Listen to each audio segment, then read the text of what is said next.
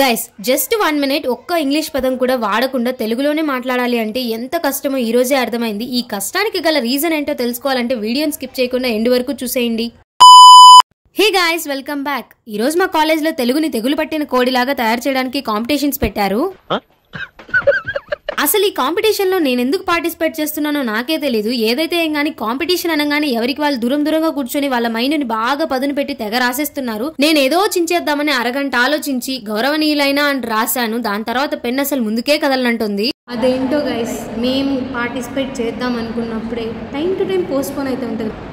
తెగ ప్రిపేర్ అయిపోతుంది. మొత్తానికి కింద మీద పడి నా బ్రెయిన్ ని బాగా పదును పెట్టి నాలోని రచయితని బయటికి తెచ్చాను. పేపర్ మొత్తం నింపేశాను.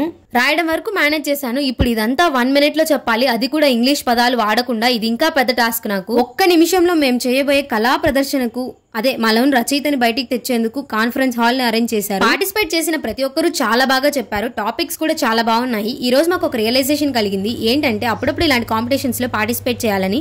ఎందుకంటే అక్కడికి వెళ్ళగానే వాళ్ళందరినీ చూసి మేము భయపడి వెనక్కి వచ్చేద్దాం అనుకున్నాము. మనలాంటి వాళ్ళ కోసం ఒక స్లోగన్ ఉంది, గెలవని ఓడని, పార్టిసిపేషన్ ఈజ్ వెరీ ఇంపార్టెంట్ అని.